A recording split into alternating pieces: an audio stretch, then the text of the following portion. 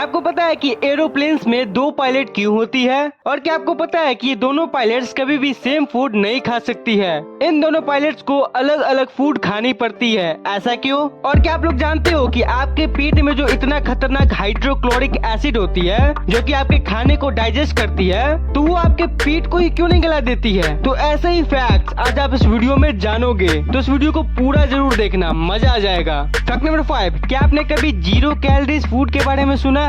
जो लोग अपना वेट कम करना चाहते हैं वो अक्सर 0 कैलोरीज या फिर नो कैलोरीज वाला फूड सर्च करते हैं। जैसे बहुत सारे कोक 0 कैलोरीज के फॉर्म में आते हैं, आप मार्केट में देखे होंगे। तो जो 0 कैलोरीज होता है, तो क्या वो एक्चुअली में 0 कैलोरीज होता है, यानी एक भी कैलोरीज नहीं होता है? तो ऐसा नहीं है। 0 कैलोरीज मतलब ऐसा कोई भी खाना या पैकेट या फिर कोई भी ऐसा ड्रिंक जिसमें 5 कैलोरीज से कम हो, उसी को हम 0 कैलोरीज कहते हैं एक्चुअली में। यानी कोई भी आप खाना खाओ और उसमें एक भी कैलोरीज ना हो, ये साइंटिफिकली इम्पॉसिबल है। तो एक्चुअली में डीपली अगर आप देखोगे, किसी भी खाने में 5 कैलोरीज से कम हो तो कंपनी को ये परमिशन मिल जाती है गवर्नमेंट की तरफ से कि वो उसको 0 कैलोरीज के नाम से बेच सकता है, एडवर्टाइज कर सकता है। तो ये होता है 0 कैलोरीज का असल मतलब। तो अब आपके मन में ये सवाल आ रहा होगा कि जो 0 कैलोरीज लिखते हैं मतलब खाओ मस्त, आपके बॉडी में फैट बढ़ेगा भी नहीं, तो ये एक्चुअली में नहीं होता है। फैक्ट नंबर 4, जॉनी डेप जो थे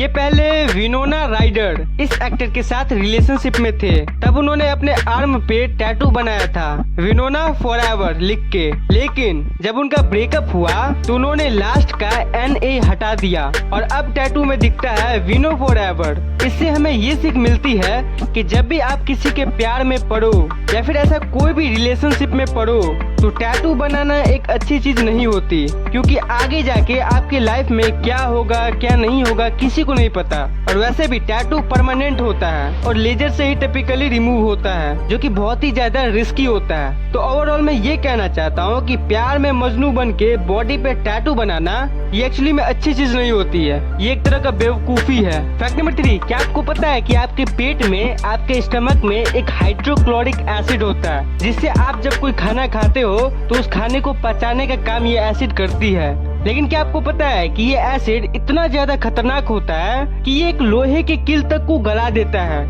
ये हाइड्रोक्लोरिक एसिड मिट्टी और मिट्टी से बने चीजों को छोड़कर हर एक चीज को गलाने में सक्षम होता है। तभी तो ये एसिड को शीशे से बने ग्लास में रखा जाता है, क्योंकि ग्लास सैंड से बना होता है। तो अगर ये एसिड इतना ज्यादा खतरनाक होता है तो ये आपके पेट को ही क्यों नहीं गला देता है? मतलब आपके पेट में जो ये हाइड्रोक्लोरिक एसिड होता है जो कि आपके खाने को पचाती है, तो ये एसिड आपके स्टोमक को ही क्यों नहीं गला देती? तो असल में पेट में एक ऐसा सिस्टम बना हुआ है कि आपके स्टमक के अंदर एक लेयर होता है म्यूकस नाम का, जो कि आपके पेट को गलने से बचाता है। यानी हाइड्रोक्लोरिक एसिड उस म्यूकस लेयर को नहीं गला पाती, जिससे आपका पेट सेफ रहता है। लेकिन आपके पेट को म्यूकस कंटिन्यूअसली प्रोड्यूस करते रहना होगा। अभी जो आप ये वीडियो देख रहे हो तो अभी भी आपका पेट वो म्यूकस प्रोड्यूस कर रहा है एक्चुअली में, रियल टाइम में, जिसके चलते आपका पेट बचा हुआ है। यानी एक तरह से कहें तो आपके स्टमक को कंटिन्यूअसली ये प्रोड्यूस करते रहना होगा।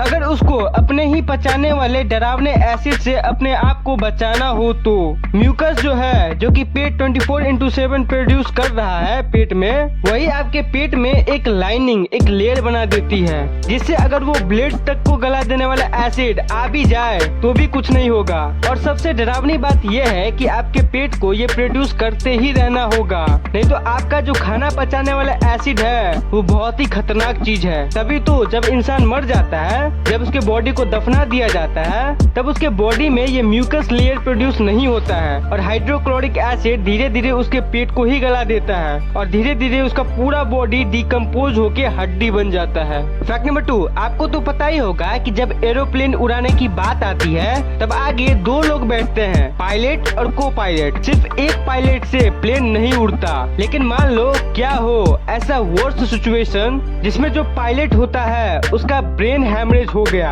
और वो वहीं पे बेहोश हो गया, तो ऐसे ही सिचुएशन के लिए साथ में को पायलट होता है, जो कि मेन पायलट से थोड़ा कम ट्रेंड होता है, लेकिन वो हेल्प आता है पायलट का। तो यहाँ पर और एक बात है जो कि ये फूड पॉइजनिंग की। मान लो दोनों पायलट ने खाना खाया, मील खाया, ठीक है, दोपहर का मील या शाम का मील, और प्लेन उड़ा रहे वो लोग, तो अगर उस खाने में कुछ गड़बड़ हो जिससे कि फूड पॉइजनिंग हो जाए और पेट में दर्द वोमिटिंग वगैरह होने लगे, तो ऐसा सिचुएशन दोनों पायलट के साथ ना हो, इसके लिए एरोप्लेन अथॉरिटी ने एक रूल निकाला है, जिसके चलते दोनों पायलट को कभी भी एक खाना नहीं दिया जाता। यानी पायलट और को पायलट का जो मील है वो कभी भी सेम नहीं होता, ताकि फूड में अगर कोई गड़बड़ी हो भी तो दोनों पायलट पे इसका इफेक्ट ना पड़े। फैक्ट नंबर 1, हम लोग अक्सर रिप का इस्तेमाल करते हैं, RIP यानी रेस्ट इन पीस। तो अगर आप एंशिएंट रोमन कल्चर को पढ़ोगे तो वहाँ पर रिप के बदले NFFNSNC का इस्तेमाल किया जाता है।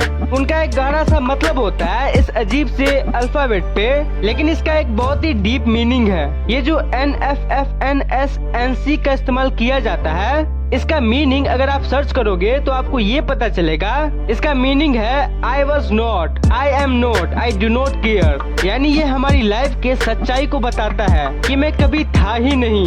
इसको अगर आप डीपली आप थोड़ा दिमाग शांत करके पढ़ोगे तो मरने के बाद सोल ये कह रहा है कि मैं कभी था ही नहीं, ना मैं हूँ और ना इससे कोई फर्क पड़ता है इस पूरे ब्रह्मांड को। क्योंकि आप थोड़ा डीपली सोचो, ये एक अजीब सा थॉट लगेगा आपको, आप हो या फिर जितने भी लोग हैं 8 बिलियन लोग, ये इस पूरे यूनिवर्स के लिए उतने भी खास नहीं है एट अ लार्ज स्केल। ये पूरे ब्रह्मांड इतना बड़ा है कि हमारी धरती ही नहीं, ये पूरा मिल्की वे गैलेक्सी एक चींटी के बराबर है। इस यूनिवर्स के साइज पे हम चलते चलते अक्सर चींटियों को कुचल देते हैं। वैसे भी वो क्या इम्पोर्टेंट है हमारे वर्ल्ड के लिए, तो लार्ज स्केल में हम लोग कुछ भी नहीं है ये यूनिवर्स के सामने। अगर आप डीपली सोचोगे तो आपको पता चल जाएगा, लेकिन ये थॉट बहुत लोगों को नहीं पचेगी, क्योंकि हमारा ईगो जो है वो इस चीज को कभी भी नहीं मानेगा। लेकिन एक चीज है कि जो लोग स्पिरिचुअल है, जो लोग स्पिरिचुअलिटी को फॉलो करते हैं, वो इस बात को अच्छे से समझ गए होंगे। और मुझे पता है कि मेरे ऑडियंस में से बहुत ऑडियंस स्पिरिचुअलिटी में इंटरेस्ट रखती है। तो ये थे आज के फैक्ट्स। आई होप कि आप लोगों को ये वीडियो अच्छा लगा होगा। वीडियो कैसा लगा नीचे कमेंट जरूर करना और वीडियो को लाइक जरूर कर देना और चैनल को सब्सक्राइब करके बेल आइकन जरूर ऑन कर लेना। Thank you so much for watching this video.